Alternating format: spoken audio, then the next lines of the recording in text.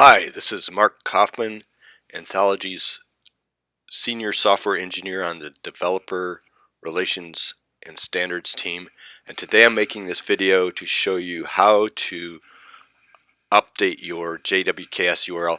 You might have to do this if you're a Learn administrator and you have an LTI tool provider, a vendor, a third-party partner who is making a change to their tool and they need to update the JWKS URL.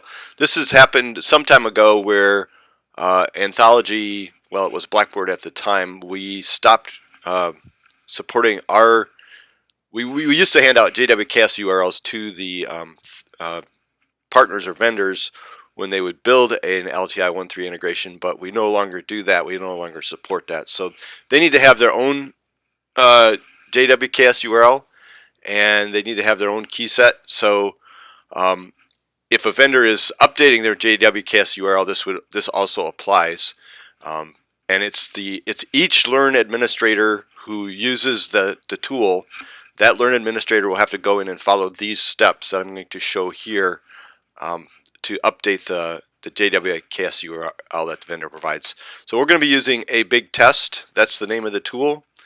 And here's the client ID. So let's say I go and I install that on my Learn system.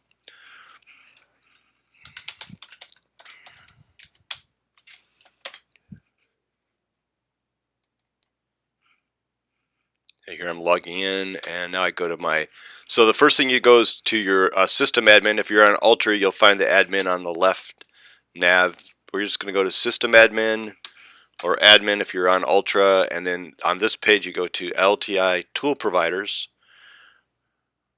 Now here we're registering it or deploying it for the first time. So we click that link, register LTI 1.3 tool. We input the client ID.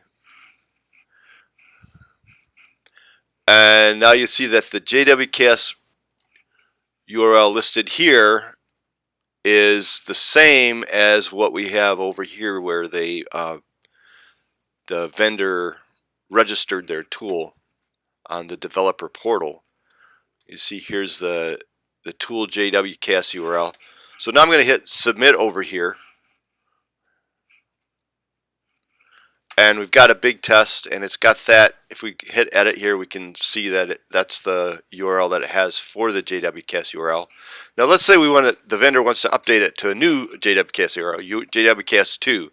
So they would go to the vendor would go to the developer portal and insert the new JWKS URL, update that. There can only be one of those, and then they hit update application. But you'll notice here that when we look at the tool, it's still got the old JWKS URL. So this requires very close coordination between the vendor and the Learn administrators. They're going to have to work with the Learn administrators, set a time. Okay, today or at this time we're going to update the JWKS URL. You won't be able to use our tool until you go to your Learn system. The Learn admin goes to their Learn system and updates it. So here's how you update it. So we've got the old one here, and you don't want to, I don't think you can even, you can't type in a change. You can't type it in the 2 there. So what you have to do as the Learn admin after the vendor does the upgrade on the developer portal is the Learn administrator goes in and we'll hit edit here.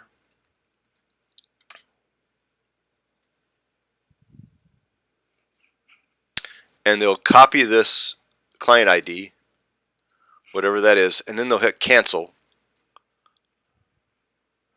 So each Learn administrator, each school that the vendor has deployed onto will need to do this, make this change, a change like this.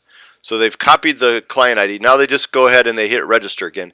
This doesn't destroy or change anything about the tool on the system other than it pulls down that information about the registration and resets it up here. So when I hit submit here, you'll see that we've got the new JWKS URL. All right, thank you for watching. I hope that helps. Remember what the vendor has to do is the vendor has to go to each client that they've set up their tool on and work with them through this process.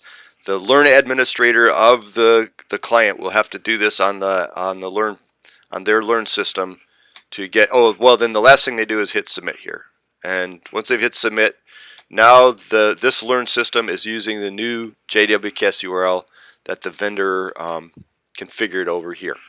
All right, thank you for watching on the developer portal.